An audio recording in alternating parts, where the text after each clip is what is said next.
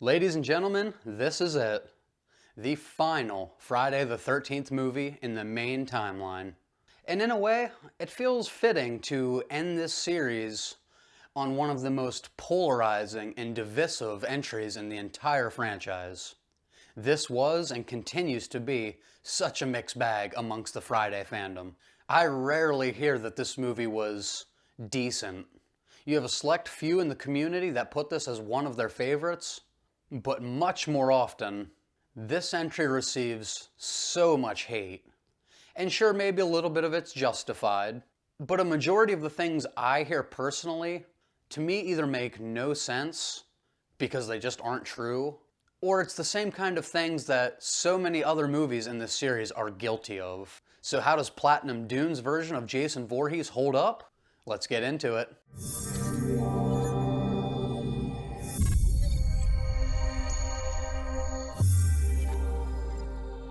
Released in 2009, Friday the 13th takes place at the conclusion of its 1980 counterpart, with Pamela Voorhees, again not Betsy Palmer, exacting revenge for her son who drowned. And everybody knows the story by now. Of course, Pamela is decapitated, but this movie is a little bit different in that in this version, Jason actually sees his mother being beheaded, and after our unnamed survivor runs into the woods, Jason comes to his mother's corpse. Taking her head and her machete, he walks into the night. Fast forward 29 years, and in the year 2009, we're introduced to a group of 5 teenagers who are presumably our main characters, searching for a marijuana field. And where do their adventures lead them? Well, Camp Crystal Lake, of course.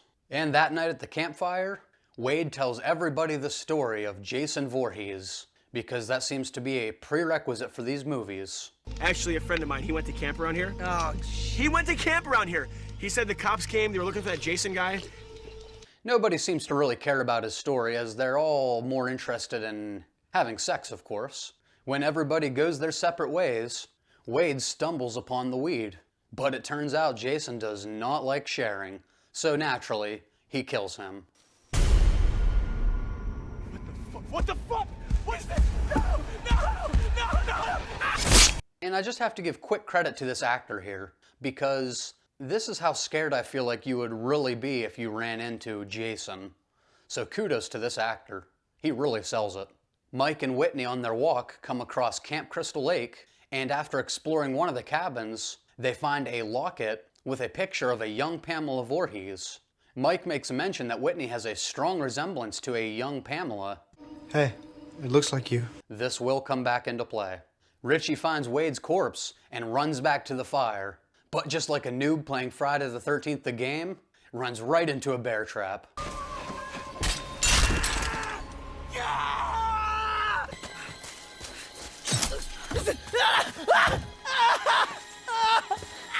And he's then forced to watch in horror as Jason has tied Amanda's sleeping bag over the fire to let her cook.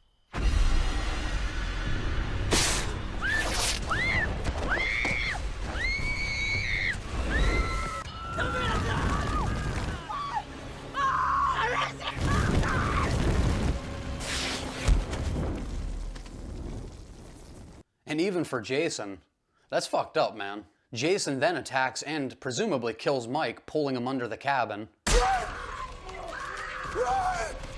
Run with it! Whitney runs back to the campfire terrified and attempts to help Richie out of the bear trap, but that doesn't work out so well.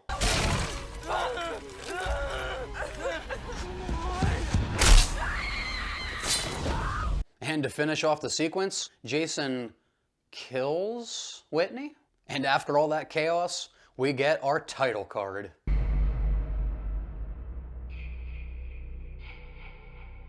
Yes, that's right. That was only the opening act of this film. And in my personal opinion, this is Friday the 13th at its absolute best. Not only this movie, but this franchise. Jason is unrelenting, he's brutal, and he's absolutely terrifying. And for bonus points, the sackhead look is way more badass than in part 2. I can't wait to read the comments on that one. And unfortunately, the movie never quite reaches these levels again. 6 weeks later, we meet our actual main characters who are headed to a cabin on the lake.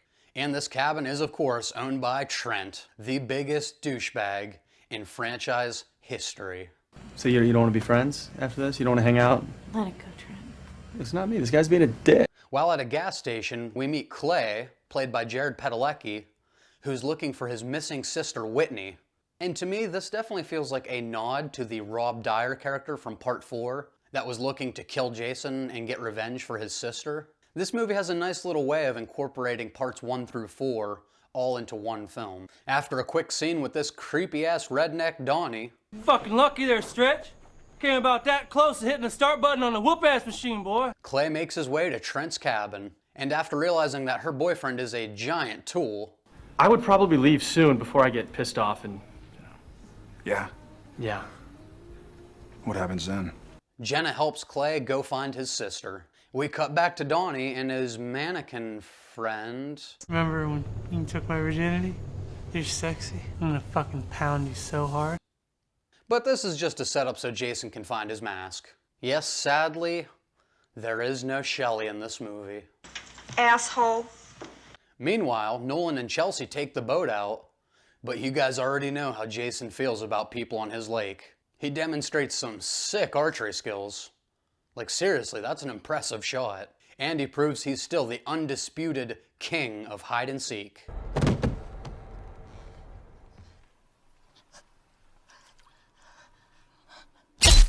Clay and Jenna stumble upon Camp Crystal Lake, and during this moment, it's revealed that Whitney is still alive, as Jason also sees that resemblance to his mother. And after Chewie gets dealt with in the shed, Clay and Jenna return to the cabin to warn everybody about Jason. The group is able to call the cops before Jason cuts the power out, like he loves doing so much, and Lawrence goes out to look for Chewie, and that's a real friend right there. He actually puts up a pretty good fight too. Unfortunately, he forgot that Jason is the 3-time reigning axe-throwing champion of Camp Crystal Lake. After Bree is killed and we get this gnarly moment, the 3 remaining survivors flee the cabin. Trent gets separated from the other 2, making it to a highway, and unfortunately, this fucking asshole gets away. Nah, I'm just kidding. Jason kills his ass in one of the most satisfying deaths in cinema history.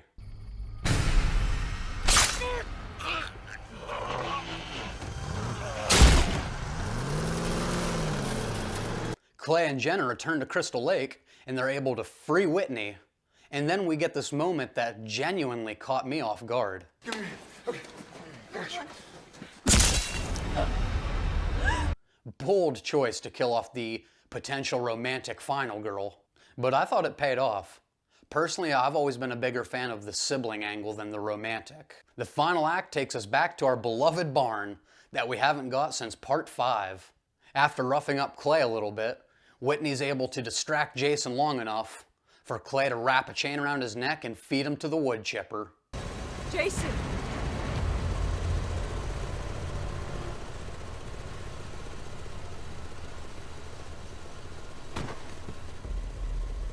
It's okay.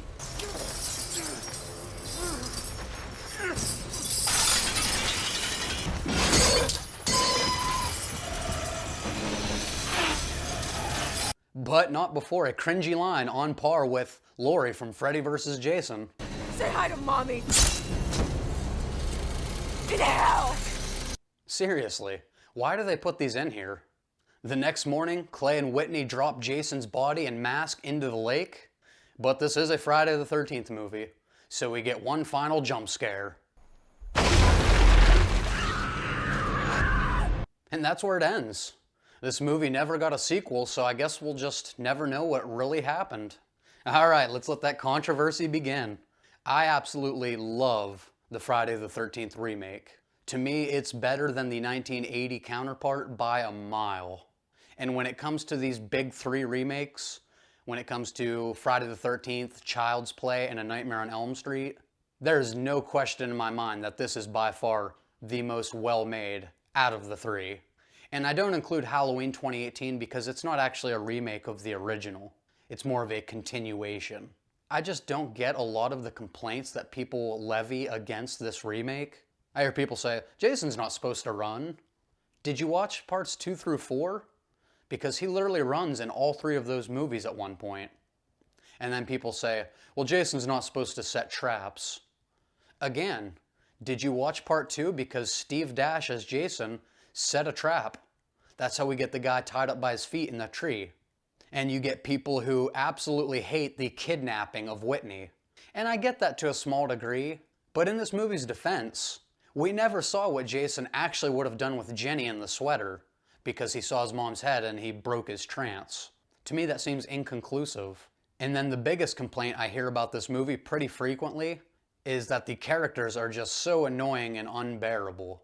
And I get that, but have you watched any Friday movie? Most of the characters in these movies aren't very good, and that's coming from somebody who loves the franchise. I could name annoying, unbearable characters in pretty much every entry, and in some cases, those are my favorite. Here's looking at you, Shelley. But with all that being said, let's get into my positives here. This is a 3-parter. I'm just gonna kind of separate them a little bit. The portrayal of Jason here is fucking awesome. Derek Mears is brutal. He's unrelenting, and he is terrifying. This is the Jason that, in my opinion, this is the one you do not want to run into out of the whole franchise. This dude is faster than you, he is stronger than you, and he's smarter than you. So even for people who hate this movie, I don't see how you could say Derek Mears isn't a kick-ass Jason. Number 2 is the sackhead look of Jason in the beginning of this movie. I loved it so much, and I honestly think it fit this character better. Like number 2, I did not like it at all. It looked more like a pillowcase and like with the overalls. In this movie, it just fits. In a lot of ways, I wish this whole movie would have just been him with the sackhead, honestly. And then my part 3 that I enjoy that some people hate, I love the survivalist Jason here. The fact that he can set traps, the fact that he's underground. And by the way, a lot of people complain about those underground tunnels. He didn't build those. At the beginning of this movie, they talk about how miners used to use these underground tunnels around Crystal Lake. So Jason didn't build those. But I do love the survivalist angle of Jason setting traps and the lights that he has and being able to throw the axes and shoot the arrows. So I pretty much loved everything about Jason in this movie, other than one thing that'll be on my negatives. My next positive, what this movie does way better than most in the franchise, we actually have a compelling story here. Whereas most of these movies are, let's just see who the last person is alive, this movie actually gives us a compelling story with a brother looking for his missing sister. And it works to me so much better than most Friday movies. And to branch right off that, with our story, comes Clay. I love the character of Clay here. Jared Padalecki is actually a good and believable actor. So we get a good story along with a good main protagonist here. We actually got some good acting in Friday the 13th. Holy shit. My next positive is just going to be the cinematography and the atmosphere. This entry feels like one of the darkest in the Friday the 13th franchise. I love the way it's shot. They do so many good things with the lighting here, like when Chewie's in the shed and the lights are flickering and all of a sudden you see Jason behind him. This is just a well-shot movie to me, and it sets an incredible tone and atmosphere. My next positive is going to be that the kills are awesome in this movie. They're some of the most brutal and violent in the entire franchise, and that's never a bad thing. Next up is I just love how they infused parts 1 through 4 into this movie. Like if you look through it, there are elements of all 4 of the first Friday movies, and they did such a beautiful job, in my opinion, of infusing all of them. And my last positive is that this is just hands down the best intro in the franchise. Like this first 25 minutes of this movie might be the best Friday anything that we've gotten in the entire franchise. If this entry as a whole could have lived up to this first act, this would have hands down been my favorite Friday the 13th, and I'm not afraid to say that.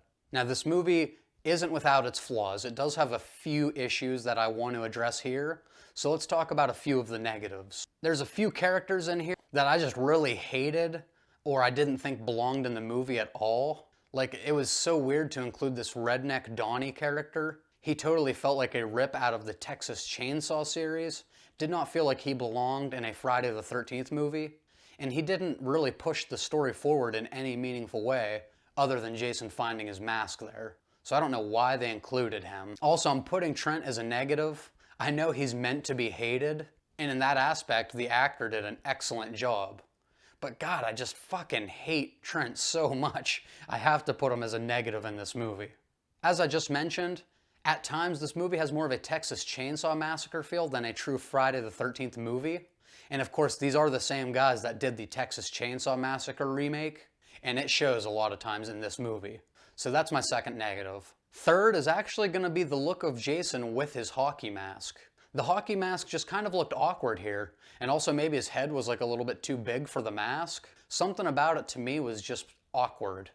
I much preferred the sackhead look in this movie, which is weird considering the rest of the franchise. I definitely prefer the hockey mask. And my final negative here is just going to be that this movie was a little bit front-loaded. As amazing as that intro sequence was, this movie never quite lived up to that again. I still enjoyed this movie thoroughly the entire runtime, but there's no denying that the best part of this was the first 25 minutes. But that's going to do it for the 12th and final installment in the Friday the 13th franchise. We did it, guys. What did you all think of the remake? Are you part of the majority that absolutely hates this movie? Or are you with me and a select few others that absolutely loved it? Or does it fall somewhere in the middle, which I don't hear often? Let me know right down here in the comments. Please be sure to give this video a big thumbs up and subscribe right over here. And if you enjoyed this Friday the 13th series review, be sure to check out a few of the other videos right on this side right here. I will be doing just a few last videos. I want to do my top 13 kills. I want to rank my Jason actors. And I want to end this playlist with our ultimate Friday the 13th ranking list. And we'll see you guys in the next video.